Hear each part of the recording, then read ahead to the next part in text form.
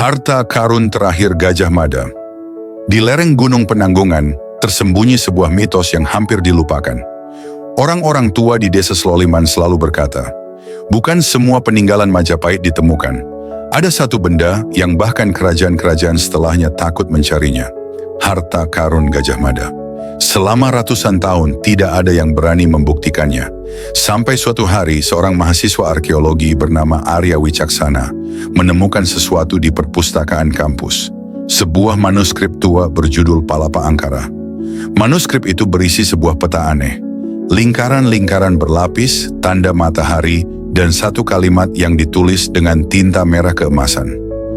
Di tempat di mana sumpah diucapkan, di sanalah janji terakhir disimpan. Arya yakin itu merujuk pada tempat Gajah Mada mengucapkan sumpah Palapa. Ia mengajak dua temannya, Sena dan Dita, untuk menyusuri peta itu. Pencarian membawa mereka ke sebuah gapura, batu tersembunyi di balik semak belukar. Batu itu penuh ukiran Majapahit, tetapi salah satu simbol terlihat berbeda, seperti gajah bermahkota. Saat Arya menekan ukiran itu, tanah bergetar, suara mekanisme tua berderit. Sebuah pintu batu bergeser, membuka lorong gelap yang menurun ke dalam perut bumi. Dita menelan ludah. Arya, ini bukan tempat biasa. Lorong itu berisi relief yang menceritakan perjalanan hidup Gajah Mada, mulai dari masa muda, perang besar, hingga pengabdiannya kepada Majapahit.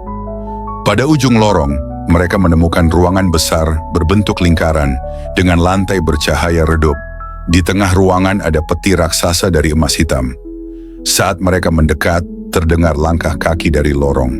Sosok tua berjubah merah muncul dengan tongkat kayu cendana. Wajahnya tidak mereka kenal, namun matanya tajam seperti api. "Aku sudah menunggu kalian," katanya. "Siapa Anda?"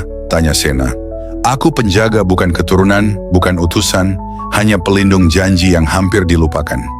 Ia menunjuk peti emas hitam itu. "Itu bukan harta karun, itu warisan terakhir yang ditinggalkan Gajah Mada. Bukan untuk diperdagangkan, bukan untuk dipamerkan, tetapi untuk yang berani menanggung arti persatuan." Arya maju satu langkah. "Jika benar itu warisan beliau, kami ingin melihatnya." Penjaga itu menatap tajam, lalu mengetuk lantai 3 kali. Peti emas hitam terbuka perlahan. Di dalam peti tidak ada emas, tidak ada permata. Hanya ada sebuah keris bersarung kayu jati, 2 gulungan naskah, dan sebuah liontin kecil berbentuk matahari. Penjaga berkata, 1. Keris Surya Wilwatikta, senjata pribadi Gajah Mada, hanya dipakai untuk momen sakral. 2. Naskah Palapa Lelana, catatan strategi Gajah Mada tentang penyatuan Nusantara 3. Liontin matahari Majapahit, simbol persatuan yang konon diberi doa pelindung. Sena mengernyit. "Ini cuma benda-benda biasa, mana emasnya?" Penjaga tersenyum kecil. "Emas mudah diperebutkan, tapi pikiran, keyakinan, dan tekad seseorang, itulah harta karun sesungguhnya." Ia menutup peti itu perlahan. Naskah ini berisi rencana besar Gajah Mada untuk masa depan Nusantara. Bahkan setelah kerajaan runtuh, jika jatuh ke tangan yang salah, dunia bisa kembali terpecah. Suasana tiba-tiba hening.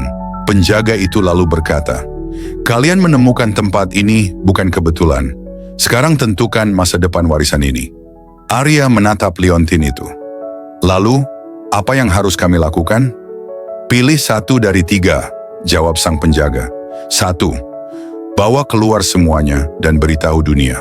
Tetapi itu akan mengundang perebutan, konflik, dan perburuan harta karun terbesar dalam sejarah. 2. Simpan rahasia ini selamanya. Biarkan hanya kalian yang tahu dan makamkan tempat ini kembali. 3. Pilih 1 benda untuk dibawa dan biarkan 2 lainnya tetap tersembunyi. Mereka saling pandang.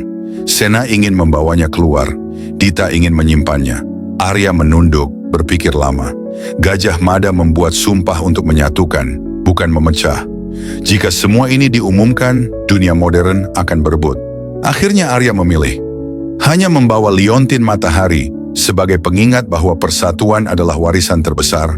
2 benda lainnya tetap disegel dalam ruang bawah tanah itu, terkunci oleh mekanisme warisan Majapahit. Penjaga tersenyum puas. Itulah pilihan yang akan membuat Gajah Mada bangga. Saat mereka keluar, gerbang batu menutup sendiri, kembali terkubur tanah dan waktu. Beberapa bulan kemudian, Arya memamerkan liontin itu di seminar sejarah. Bukan sebagai harta karun, tapi sebagai simbol bahwa warisan terbesar Nusantara bukanlah emas atau pedang, melainkan persatuan. Ia tidak pernah menceritakan lokasi rahasia itu. Dan sampai hari ini, di kedalaman Gunung Penanggungan, dua harta terakhir milik Gajah Mada masih tertidur, menunggu generasi yang cukup bijak untuk menemukannya kembali.